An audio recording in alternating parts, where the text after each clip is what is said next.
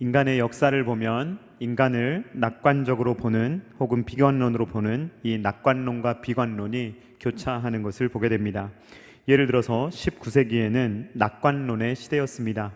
19세기를 살아가던 사람들은 산업, 학문 이러한 것들이 비약적으로 발전하는 것을 보면서 이전에는 전혀 하지 못했던 많은 일들을 할 수 있는 인류의 모습을 보면서 인류는 앞으로 점점 더 성숙하고 발전해 가는구나 라는 생각을 하게 되었습니다.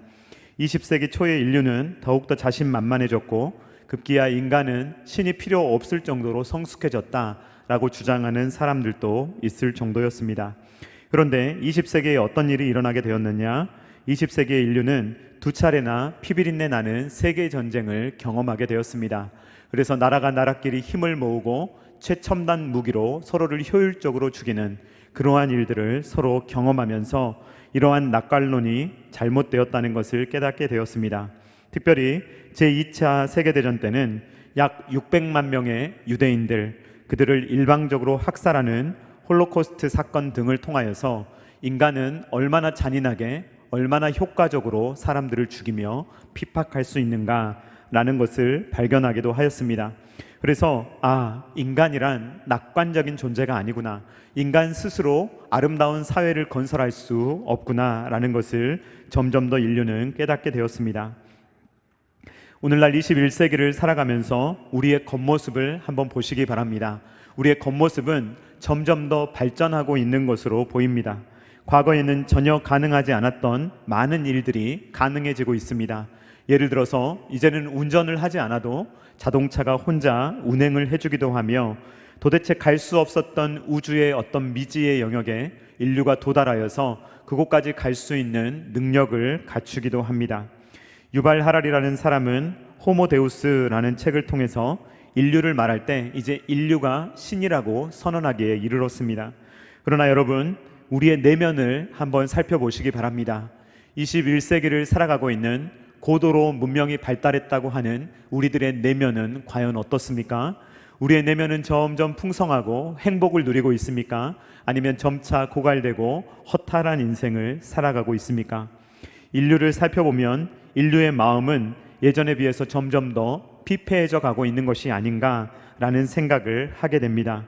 툭하면 총기 사고가 일어나며 많은 사람들이 술과 마약에 의존적으로 살아가고 있습니다. 나라와 나라가 서로 싸우고 있으며 인종과 인종이 서로 싸우고 있습니다. 환경오염의 문제는 날로 심각해지고 있으며 기후는 극도로 이상한 기후를 보여주고 있습니다.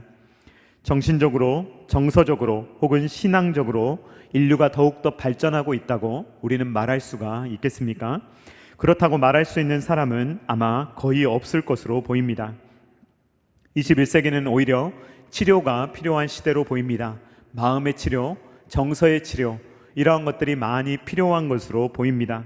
그래서 갖가지 테라피들이 유행합니다. 모든 것을 이 테라피에 붙입니다. 음악 치료, 미술 치료, 심리 치료.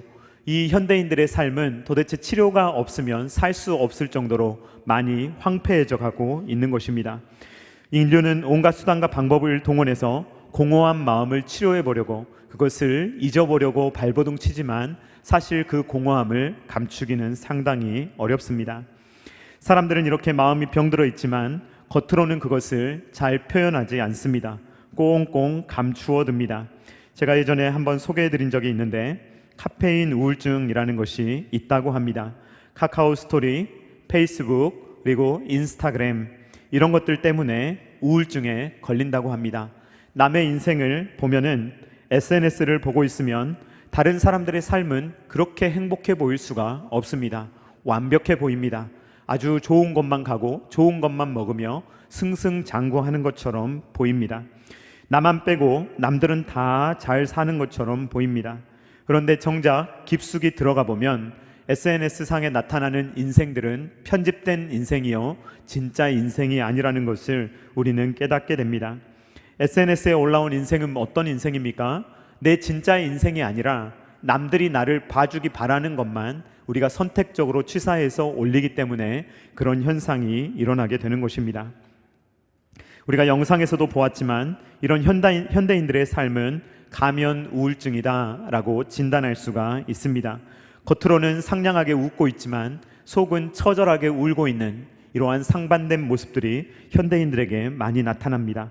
괜찮다고 말은 하는데 괜찮은 척 하고 있는데 사실 속은 괜찮지 않은 사람들이 많이 있다는 것입니다. 이런 인간의 특성은 인간이라는 말 자체에 들어있는지도 모릅니다. 인간이라는 말은 영어로 person인데 이것은 라틴어 페르조나에서 왔습니다. 그래서 모든 사람들은 자신들의 가면을 보여주며 진면목을 보여주지 않으려고 하는 속마음을 감추고 있는 모습이 있는 것입니다. 저는 이런 차원에서 오늘날 부캐 문화가 상당히 염려스럽다라고 생각합니다. 부캐 문화를 이용해서 많은 사람들이 예능을 하고 재미있는 유튜브에 어떤 그런 프로그램들을 만들어내는데 사실 이 유튜브의 부캐 문화를 보면 정신분열적인 세상이 아닌가. 그러니까 한 사람이 여러 조각으로 쪼개져서 이 사람이 이 사람에게 영향을 주지 않는 선에서 완전히 다른 인생을 살아보고 싶은, 정말 분리된 인생을 한번 살아보고 싶은 정신분열적인 모습을 대표하고 있는 문화가 아닌가라는 생각이 들 때가 있습니다. 대놓고 가식적인 문화를 할 수 있는 거죠. 대놓고 거짓말할 수 있는 거죠. 대놓고 다른 사람의 인생으로 사는 것처럼 말할 수 있는 것이죠.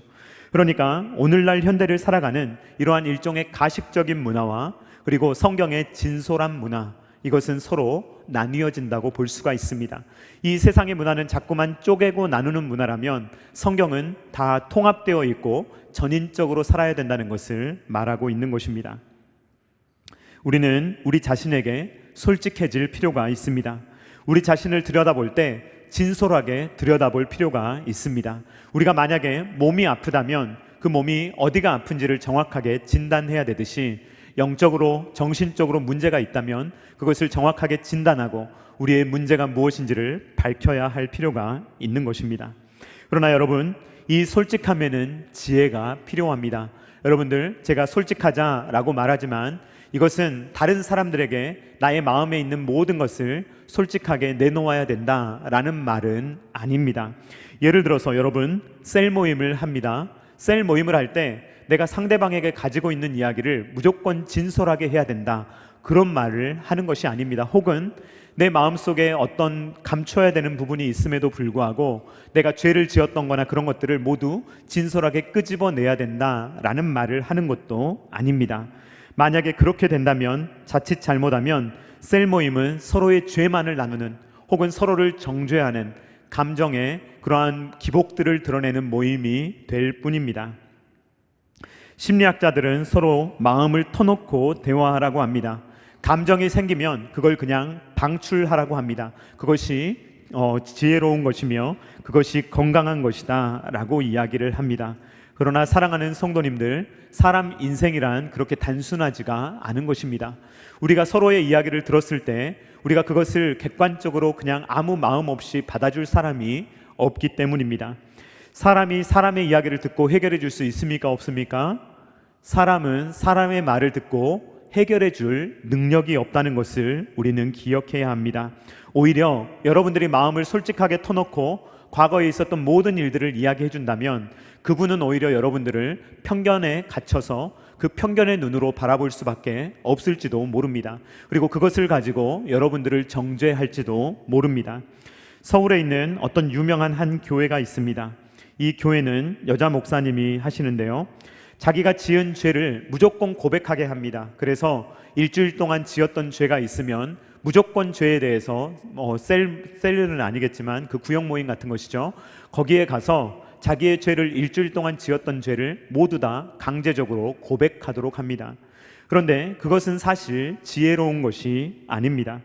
여러분, 만약에 여러분이 셀 모임을 나누는 중에 어떤 분이 제가 회사의 돈을 횡령했습니다 라고 이야기를 한다거나 혹은 제가 외도를 했습니다 라고 말을 했을 때 여러분들은 그 사람을 이전처럼 볼 수 있을 자신이 있습니까? 그럴 수 있는 사람은 없습니다. 여러분, 그런 이야기들을 서로 솔직하게 하라고 제가 여러분들에게 드리는 말씀이 아닙니다. 우리는 서로 터놓고 그것을 이해해주고 감싸주고 그것을 치료해줄 만한 능력이 서로에게 없다는 것을 인정할 필요가 있습니다. 우리가 마음을 터놓는 대상은 사람이 되어서는 안 되는 것입니다. 사람에게 마음을 터놓는 것은 한계가 있습니다. 예를 들어서 가톨릭에서는 신부님에게 가서 고해 성사를 합니다.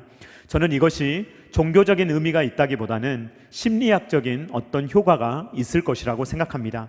자기의 마음에 감추고 있는 것을 다른 누군가에게 털어놓았을 때 해소감이 들지는 모르겠습니다. 심리학적인 도움을 받을 수 있을지는 모르겠습니다. 그러나 신부님은 절대로 그 죄를 해결해 줄 수 없으며 신부님은 그 마음을 절대로 위로할 수 없다는 것을 우리는 기억해야 합니다. 사랑하는 성도님들, 그렇다면 우리는 누구에게 솔직해야 하는 것입니까? 사랑하는 성도님들, 하나님께 솔직하실 수 있기를 주님의 이름으로 축원드립니다. 우리는 사람과 사람 사이에 있어서 진솔하게 솔직하게 털어놓는 것보다 훨씬 더 중요한 것은 무엇이냐면 살아계신 하나님께 내 마음을 온전히 쏟아놓는 것이 중요하다는 것입니다. 여러분, 솔직해야 한다면 하나님 앞에서 솔직하실 수 있기를 주님의 이름으로 축원드립니다. 사람에게 하소연하지 마시고 하나님께 하소연하시기 바랍니다. 우리가 사람들에게 하소연하지만 여러분, 이거는 학자가 하는 이야기인데요, 남들이 하는 이야기의 90% 이상이 남들의 이야기에 관심이 없답니다. 그러니까 여러분들이 아무리 하소연을 해도 90% 이상은 그냥 흘려듣는 거예요. 그 이야기를 정말로 진솔하게 들어주는 사람은 극히 소수입니다. 여러분의 고통을 들어줄 수 있는 분은 누구이십니까? 여러분의 하소연을 들을 수 있는 분은 누구이십니까? 여러분의 하소연을 듣고 여러분의 탄식 소리를 듣고 진정으로 응답하시며 그 문제의 해결책을 주실 수 있는 분은 누구이십니까? 그분은 바로 하나님 한 분뿐이신 줄로 믿습니다. 시편의 기자들은 자기들의 마음의 문제, 상황의 문제, 모든 불평과 불만을 하나님 앞에 내어놓습니다. 모든 것들을 하나님 앞에 쏟아놓음으로써 하나님께서 그 모든 문제에 개입하시고 함께 해주시기를 간절히 구하고 있는 것입니다. 우리가 리딩 지저스 영상에서 살펴보았듯이 시편의 많은 시들은 탄식시로 되어 있습니다. 여러분, 이 시편의 거의 절반 이상이 탄식시로 되어 있다고 합니다. 시편의 탄식시가 많은 이유는 무엇입니까? 우리가 영상에서 보았듯이 인류는 죄와 사망의 권세에 영향을 받으며 살아가고 있기 때문입니다. 아무리 과학 문명이 발달한다 하더라도 이 과학 문명은 우리를 편하게 해줄 수 있을지는 모르지만 우리의 마음에 참된 위로와 기쁨을 가져다 줄 수는 없는 것입니다. 아무리 좋은 스마트폰이 개발되고 아무리 좋은 자동차가 개발된다 하더라도 아무리 편안한 침대가 개발된다 하더라도 우리에게 편안함을 줄 수 있을지는 모르겠지만 우리의 육신에 어떤 편안함을 가져다 줄 수 있을지는 모르겠지만 마음의 안식, 마음의 기쁨, 마음의 평안, 마음의 감사를 가져다 줄 수는 없다는 것입니다. 인류는 타락한 세상의 영향력을 완전히 벗어날 수 없으며 아무리 과학 문명이 발달한다 하더라도 이 부분은 계속해서 남아 있어서 우리의 마음에 해결되지 않는 갈망, 갈증을 우리에게 준다는 것입니다. 그러나 우리에게는 기쁜 소식이 있습니다. 그 기쁜 소식은 무엇입니까? 바로 하나님께서 우리의 아빠, 아버지가 되신다는 사실입니다.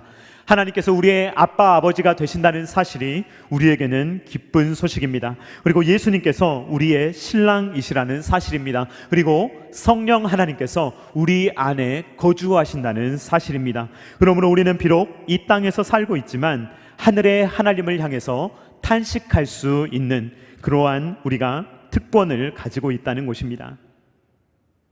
하나님은 우리의 아빠, 아버지이십니다. 그러므로 하나님께 다 털어놓으실 수 있기를 주님의 이름으로 축원드립니다. 저는 제 딸들하고 이제 막 이야기를 하면 제 아내는 이제 이해하지 못하는 표정으로 바라봅니다. 왜냐하면 말도 안 되는 이야기를 하거든요. 근데 그 시간만큼은 사실 말도 안 되는 이야기를 해도 되는 시간입니다. 저도 아무 말이나 해도 되고요. 제 딸들도 아무런 말이나 해도 되는 시간입니다.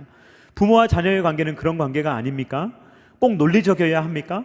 꼭 정확한 이야기를 해야 합니까? 그렇지 않습니다. 그냥 하는 겁니다. 그냥 이야기를 하면서 교제하면서 엉뚱한 이야기도 하고 여러 이야기를 나누면서 서로 교제하는 시간입니다. 하나님과 우리는 그렇게 할 수 있는 관계입니다. 그러므로 우리는 기도할 때 우리의 마음속에 있는 어떤 엉뚱한 이야기라도 하나님 앞에 기도할 수 있으며 하나님 앞에 내놓을 수 있으며 어떤 엉뚱한 생각이라도 하나님께 물어보며 하나님, 제가 이런 생각이 드는데 하나님 어떻게 생각하십니까? 라고 물어볼 수 있는 것이 바로 하나님과 우리의 관계인 것입니다.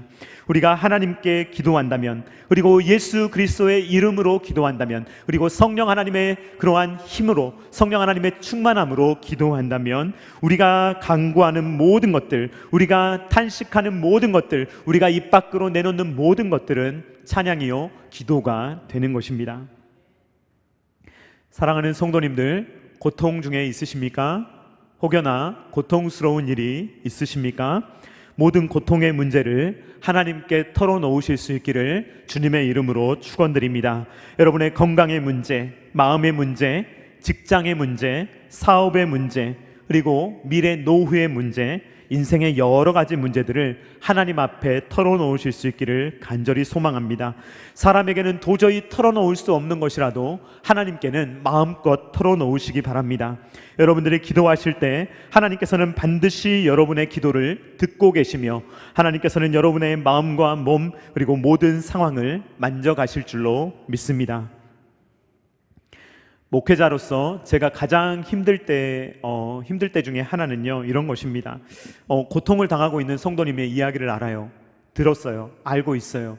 그런데 정작 해드릴 수 있는 것이 없을 때 목회자의 마음은 정말로 괴롭습니다. 정말로 힘듭니다. 물론 기도만큼 큰 도움이 없다고 말씀하시죠. 그런데 기도하면서도 사실 구체적으로 도와줄 수 있는 것들이 없을 때 정말로 그 마음 가운데 목회자의 마음은 상당히 괴롭습니다. 어떤 마음이냐면요, 자녀가 아픈데 제가 의사는 아니잖아요. 그러니까 이 자녀를 고쳐줄 수는 없는 거예요. 그래서 의사 선생님께 데리고 가서요, 그냥 제가 할 수 있는 일은 무엇입니까? 부모로서 의사를 그냥 믿는 마음으로 바라볼 수밖에 없는 거예요. 제 자녀를 고쳐주기를. 제 자녀가 아파하는데 내가 직접 고칠 수는 없지만 이 아픈 자녀를 고쳐주기를 발을 동동 구르면서 볼 수밖에 없는 일종의 무력감도 있고요. 그것을 보면서 정말 잘 고쳐주시기를 간절히 소원할 수밖에 없는 어떤 그런 마음을 갖게 될 때가 있습니다.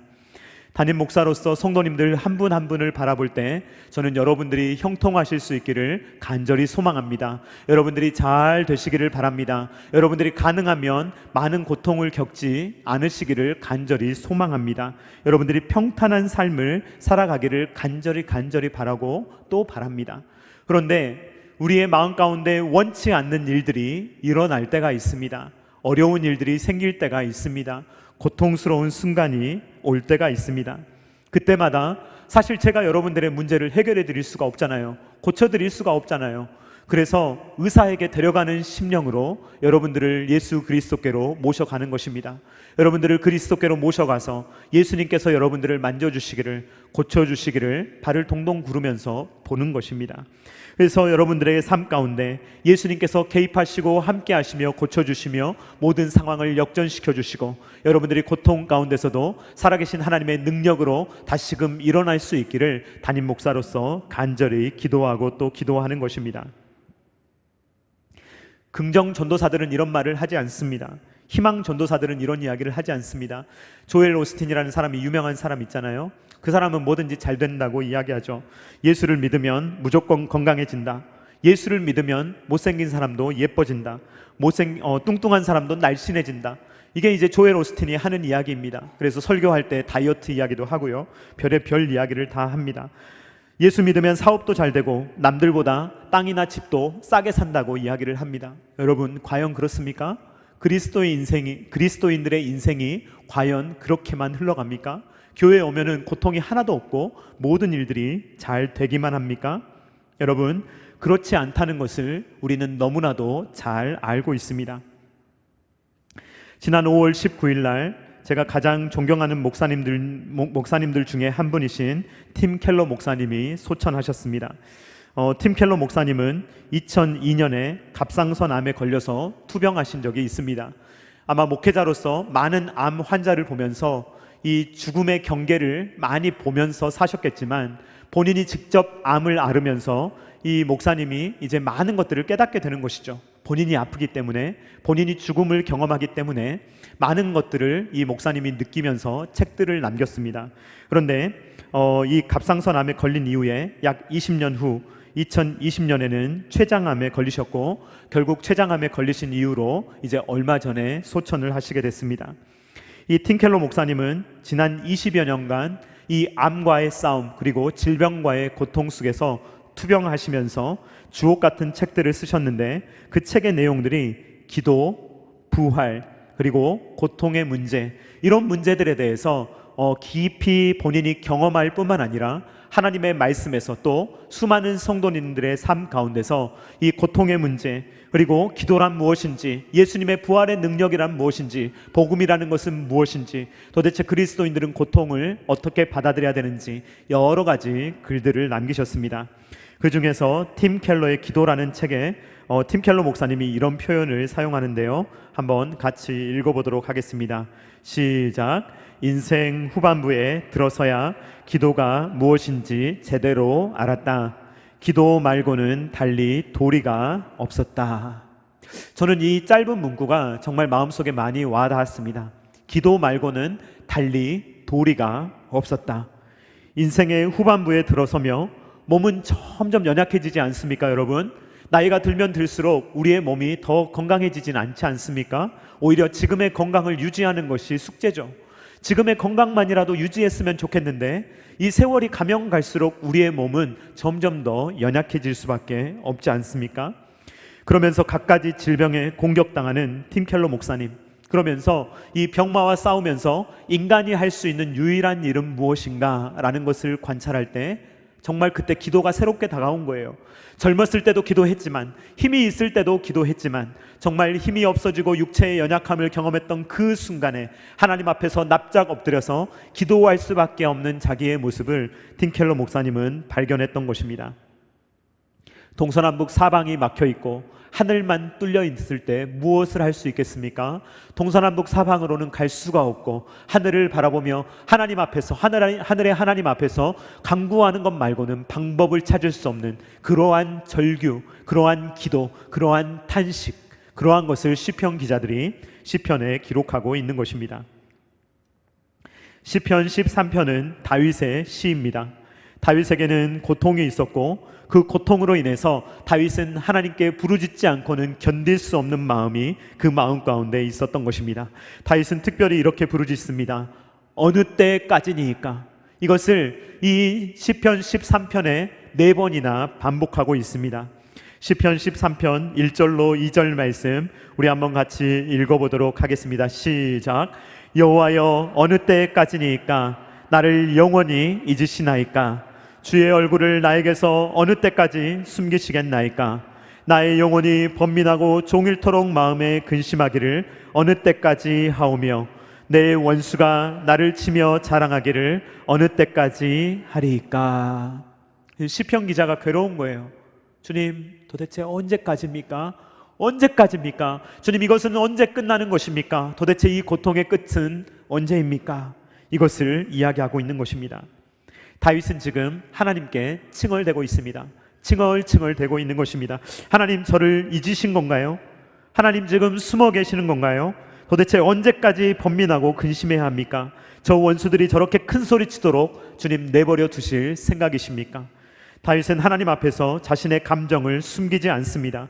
여과 없이 하나님께 물어봅니다. 다윗은 현재 절망적인 상황입니다.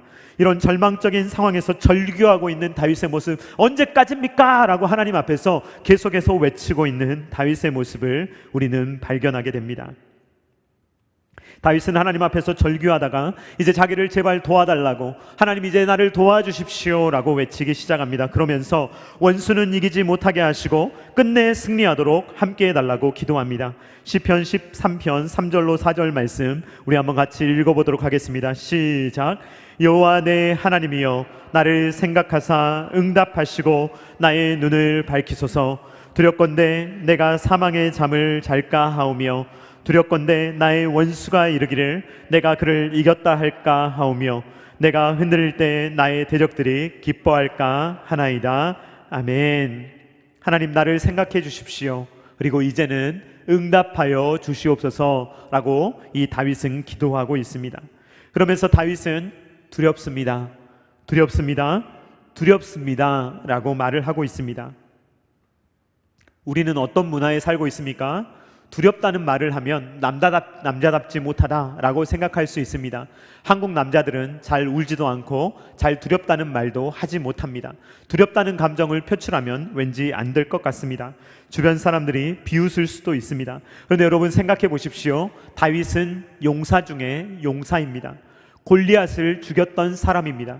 다윗은 왕입니다. 다윗은 적진을 향해서 뛰어들고 담을 뛰어넘으며 용맹하게 싸우던 사람이 바로 다윗입니다.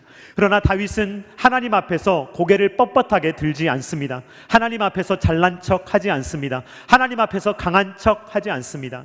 하나님 앞에서 완전히 어린이가 되어서, 하나님 앞에서 완전히 갓난아이가 되어서 하나님 앞에서 칭얼거리면서 하나님, 저를 제발 도와달라고, 저는 두렵다고, 저는 무섭다고 그의 온 마음을 다 쏟아놓으며 하나님만이 저를 도우실 수 있다고 하나님께 매달리는 다윗의 모습을 보게 되는 것입니다.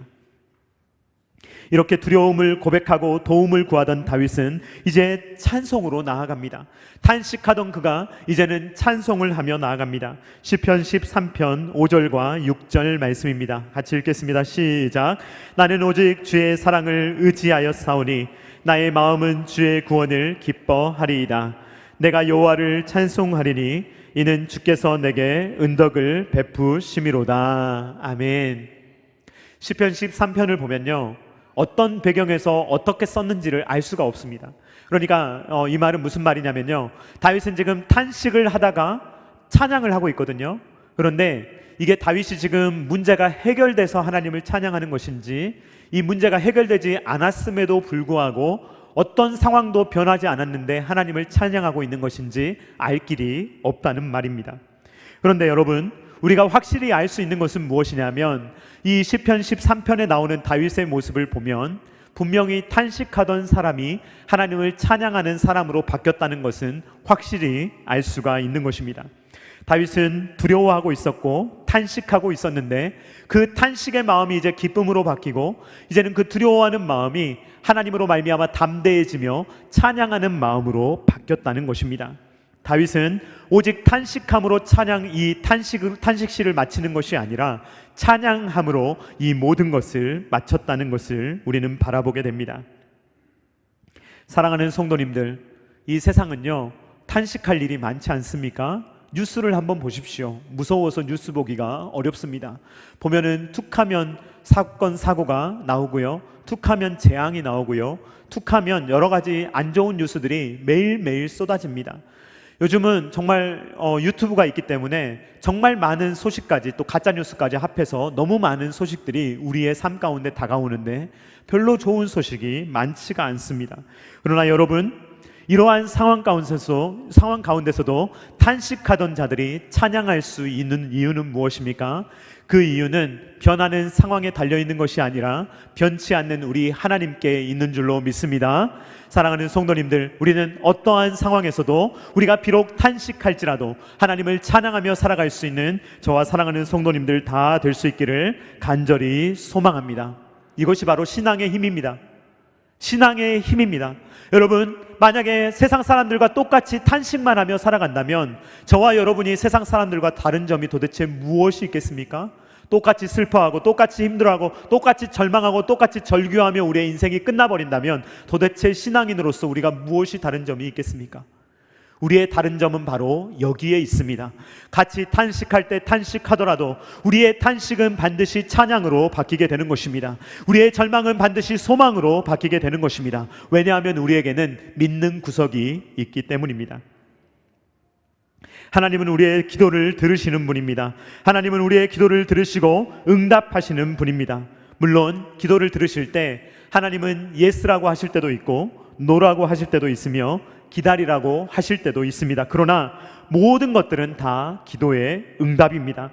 하나님은 때로 우리의 기도대로 우리의 삶의 환경을 바꿔주시기도 합니다. 우리가 하나님 이것 좀 해주세요 라고 할 때 그걸 해주시기도 합니다. 그러나 하나님께서 이것을 해주지 않으실 때 하나님께서 하시는 방법 중에 하나는 바로 기도하는 저와 여러분을 바꾸신다는 것입니다. 때로는 하나님께서 환경을 고쳐주실 때도 있지만 환경을 고쳐주지 않으심에도 불구하고 기도하고 있는 저와 여러분을 완전히 변화시키실 때가 있는 것입니다. 병에 걸려서 기도할 때 병을 고쳐주실 때도 할렐루야 하실 수 있기를 바랍니다. 그러나 하나님께서 병을 고쳐주지 않으셨다 하더라도 할렐루야라고 고백할 수 있는 저와 사랑하는 성도님들 다 되실 수 있기를 주님의 이름으로 축원드립니다. 그러한 상황에서도 찬양할 수 있는 사람이야말로 진정한 찬양으로 하나님을 의지하고 있는 것입니다. 사도 바울은 기도의 사람이었습니다. 바울을 통해서 많은 역사가 일어났습니다. 사도 바울의 손수건만 얹어도 병고침의 역사가 일어났습니다. 사도행전 19장 11절로 12절 말씀입니다. 같이 읽겠습니다. 시작. 하나님이 바울의 손으로 놀라운 능력을 행하게 하시니 심지어 사람들이 바울의 몸에서 손수건이나 앞치마를 가져다가 병든 사람에게 얹으면 그 병이 떠나고 악기도 나가더라. 아멘. 이런 역사가 첨단 계라시교회에 있기를 주님의 이름으로 축원드립니다. 저는 이러한 것들이 있기를 바랍니다. 간절히 소망합니다. 우리가 기도할 때 정말로 우리가 기도하는 소원들이 이루어지기를 하나님 앞에서 간절히 소망합니다. 놀라운 기적들이 일어나기를 바랍니다. 그런데 여러분, 그렇지 않다 하더라도 우리가 여전히 하나님을 찬양하며 하나님의 뜻을 구할 수 있기를 간절히 소망합니다. 여러분, 바울은요 자신의 질병에 대해서 3번이나 하나님께 구했잖아요. 그런데 하나님께서 고쳐주셨습니까? 고쳐주지 않으셨습니까? 바울의 손수건만 가져가서 얹어도 나았다니까요.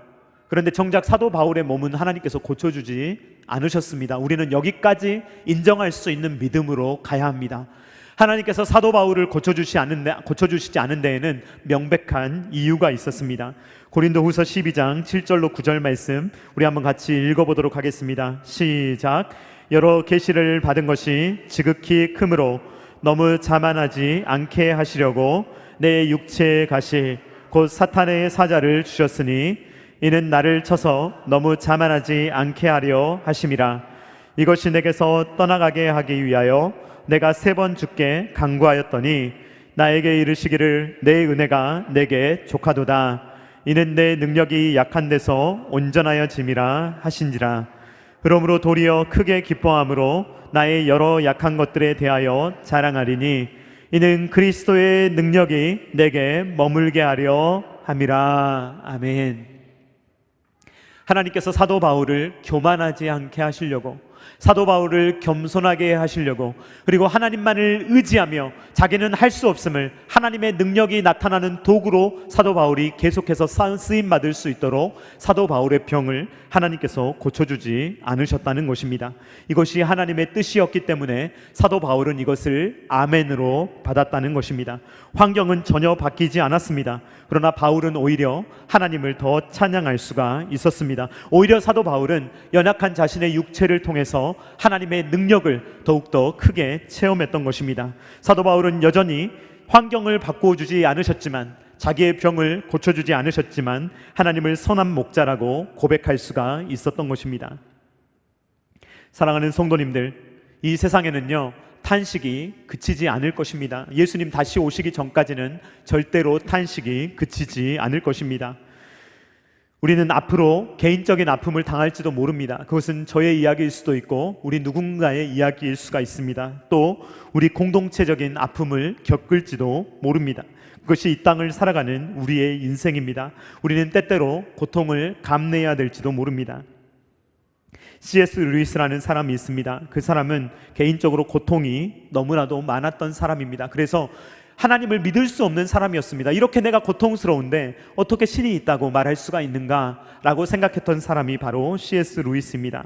그는 9살에 사랑하는 어머니를 잃었고 세계 1차 대전 때는 친구를 잃었습니다.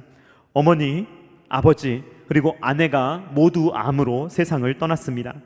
루이스는 헤아려 본 슬픔이라는 책을 썼는데요, 자기가 사랑하는 아내를 떠나보내고 이 책을 쓰게 되었습니다. 이 책에서 C.S. 루이스는 이런 표현까지 사용합니다. 하나님은 나를 고문하신다. 하나님께서 어떻게 나를 이렇게 고문하실 수가 있는가? 그 고통이 너무나도 심해서 그렇게 이야기를 했던 것입니다. 루이스는 이런 글귀를 남겼는데요, 우리 한번 같이 읽어보도록 하겠습니다. 시작. 내게 종교적 진리에 대해서 말해주면 기쁘게 경청하겠다. 종교적 의미에 대해 말해주면 순종하여 듣겠다. 그러나 종교적 위안에 대하여는 말하지 말라. 당신은 모른다고 나는 의심할 것이다. 무슨 말입니까? 자기가 뭘 믿어야 되는지 안다는 거예요. 하나님께 소망이 있다는 것 안다는 거예요. 그러나 지금 극심한 고통을 당하고 있는 자기의 마음은 그 누군가가 그 마음을 헤아려주고 위로할 수 있는 성격의 것이 아니라는 말입니다. 무슨 말이냐면 옆 사람이 아무리 아파도요, 그 옆 사람의 아픔을 저는 체험을 못 하거든요. 사실 옆 사람이 다리가 부러졌어도 내 손가락 조금 다친 게 더 아픈 거예요. 우리는 이 아픔을 객관적으로 느끼는 것이 아니라 주관적으로 느끼기 때문에 옆 사람이 아무리 아프다고 소리를 질러도 내가 손가락이 조금 아프면 내 아픔이 더 크게 느껴지는 것이 우리의 아픔입니다. 그러니까 C.S. 루이스의 말은 당신이 그런 일반적인 이야기를 할 수 있을지는 몰라도 당신이 내 마음을 위로해 줄 수 있을 것이라고 말을 하지는 말아달라. 그렇게 단정적으로 당신이 내 마음을 위로해 줄 수 있을 것처럼 말하지는 말아달라는 말입니다. 그런데 여러분, 이 C.S. 루이스는 하나님을 믿는 사람이 아닙니까? 이 사람은요, 드디어 위안을 찾게 되는 것입니다. 그 위안은 어디에서 오는 것입니까? 이것은 바로 하나님 안에서 얻는 참된 안식인 것입니다. 우리 예수님은 어떤 분이십니까? 어떠한 탄식이든지 저와 여러분이 부르짖고 저와 여러분이 하나님 앞에서 소리 지르며 하나님 괴롭습니다. 언제까지입니까? 도대체 어느 때까지 이런 비참함과 고통을 당해야 됩니까? 우리가 외칠지라도 그 외침을 아시고 그 외침에 공감해 주시며 그 외침에 종교적 위안을 주실 수 있는 유일한 분이 계시다는 분인 것입니다. 그분은 누구입니까? 바로 예수 그리스도이십니다. 여러분, 예수님은 어떤 분이십니까? 엘리 엘리 라마 사박단이라고 탄식하셨던 분이 아니십니까? 예수님이야말로 이 세상의 어떤 사람보다 가장 극심했던 고통 속의 탄식, 정말 인간이 할 수 있는 모든 고뇌를 다 짜내어서 자기의 모든 것들을 다 쥐어짜내어 탄식했던 분이 바로 예수 그리스도 아니십니까? 그러므로 저와 여러분이 아무리 힘들어서 아무리 주저앉아서 너무나 힘들어서 도대체 설명할 수 없는 고통 가운데 여러분들이 있다 할지라도 여러분들의 탄식을 이해할 수 있는 분은 계시다는 것입니다. 그분은 바로 예수 그리스도. 그분은 바로 여러분들의 탄식을 들으시며 여러분들의 마음을 아시며 여러분들의 마음을 만지실 수 있으며 여러분들에게 참된 종교적 위안을 주실 수 있는 분이라는 것입니다. 여러분, 하나님께서 우리의 마음을 이렇게 알아주실 수 있기 때문에 우리가 드디어 찬양할 수 있게 되는 것입니다. 그러므로 우리의 탄식은 탄식으로 끝나는 것이 아니라 찬양으로 끝날 수 있다는 것입니다. 우리의 탄식을 이해하시고 들으시고 응답하시며 우리를 능히 도우실 수 있는 그분으로 말미암아 여러분들의 삶이 지금 어떠하든지 어떤 고통 가운데 있다고 할지라도 여러분들이 예수 그리스도께 모든 것을 내어놓음으로 말미암아 참된 위로, 참된 평안을 얻으시며 찬양하며 살아갈 수 있는 저와 사랑하는 성도님들 다 되실 수 있기를 주님의 이름으로 축원드립니다. 다 같이 찬양하도록 하겠습니다. 나의 말에 귀를 기울이사 함께 찬양합니다.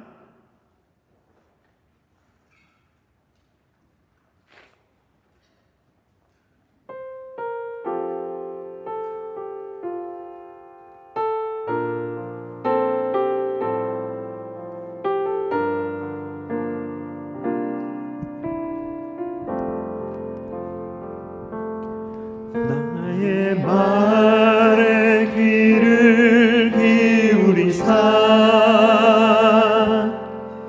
내 심사를 통촉하시고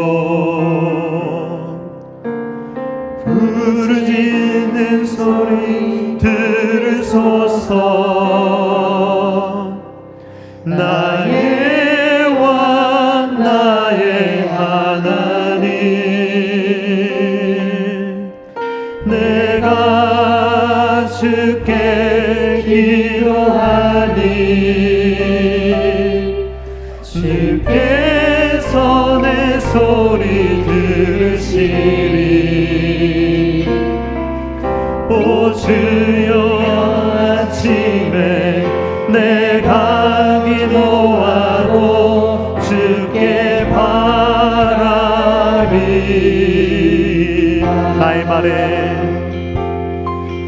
나의 말에 귀를 기울이사 내 심사를 통촉하시고 부르짖는 소리 들으소서. 나의 왕 나의 하나님, 내가 주께 기도하니 주께서 내 소리 들으시리. 오 주여 아침에 내가 기도하고 주께 바라니. 한 번만 더 찬양합니다. 나의 말에 귀를 기울이사 내 심사를 통촉하시고 부르짖는 소리 들으소서. 나의 왕 나의 하나님, 내가 주께 기도하니 주께서 내 소리 들으시리. 오 주여 아침에 내가 기도하고 주께 바라리이다.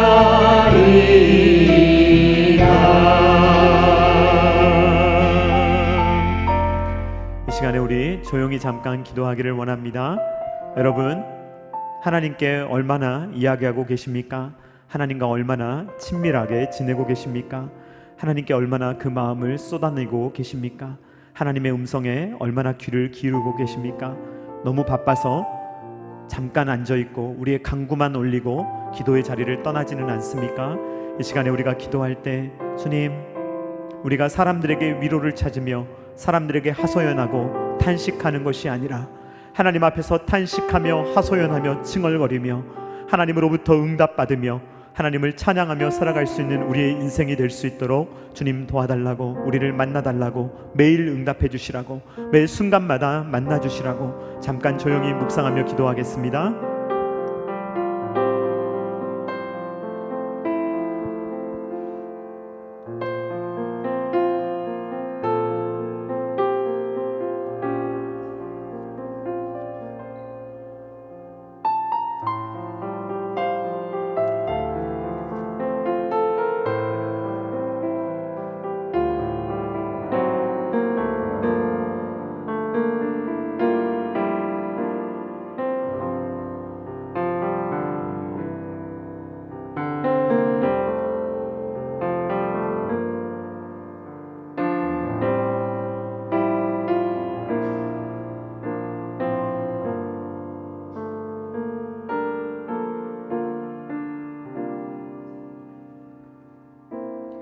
나는 오직 주의 사랑을 의지하여 싸우니 나의 마음은 주의 구원을 기뻐하리이다.